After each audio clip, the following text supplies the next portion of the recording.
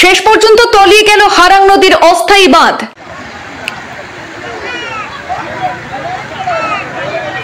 সম্পূর্ণ যোগাযোগ বিচ্ছিন্ন হয়ে গেল বৃহত্তর জনপদের।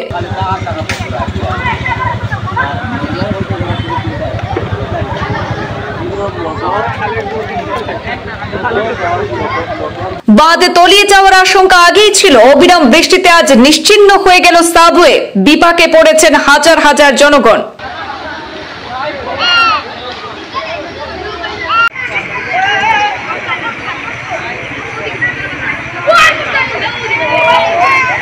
শেষ পর্যন্ত পূর্বাঞ্চল প্রতিদিনের আগাম আশঙ্কাই সত্যি হলো। তলিয়ে গেল হারাং নদী ক্র্যাক সেতুর অস্থায়ী বাঁধ।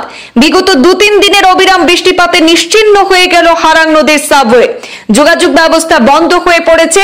প্রশাসনের তরফ থেকে শুধু বাইক এবং পথচারীদেরকে যাতায়াতের ব্যবস্থা করে দেওয়া হয়েছে। বিপাকে পড়েছেন অটো চালক, যাত্রীবাহী গাড়ি সহ অন্যান্য চালকরা। বৃহস্পতিবার আচমকা নদী বাঁধ ভেঙে যায়, হারাং নদীতে তলিয়ে যায়। সেখানে মুহূর্তের মধ্যে গোটা এলাকায় আতঙ্ক ছড়িয়ে পড়েছে। এদিকে প্রশাসন তরফে জানানো হয়েছে যে আগামী 20 মে যানবাহন চলাচলের জন্য হারাং সেতু খুলে দেওয়া হবে, কিন্তু তার আগেই জনদুর্ভোগ চরমে উঠে গেছে। ঠিকাদার তথা বিভাগীয় কর্তৃপক্ষ সময় মতো কাজ চালিয়ে গেলে আজকে এমন পরিস্থিতির সম্মুখীন হতে হতো না বলে অভিযোগ করেছেন স্থানীয়রা। একদিকে বদরপুর গ্যামন সেতু বিপর্যস্ত অবস্থা, অন্যদিকে কালাইন শিলচর সড়কের ভাঙারপাড় আউটপোস্ট সন্নিকটস্থ এই হারাং নদীর অস্থায়ী বাঁধ ভেঙে যাওয়ায় বৃহত্তর এলাকার মানুষ চরম বিপাকে পড়েছেন।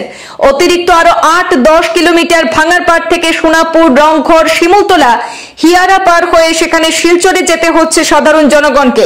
আগামী 20 মের অপেক্ষায় সঠিক সময়ে সেতু উদ্বোধন না হলে সেখানে পরিস্থিতি আরো ভয়ঙ্কর হয়ে উঠবে। বর্তমানে ভাঙারপাড় পুলিশ গোটা এলাকায় টহল দিচ্ছে যাতে কোনো ধরনের অপ্রীতিকর ঘটনা সেই জায়গায় না ঘটে।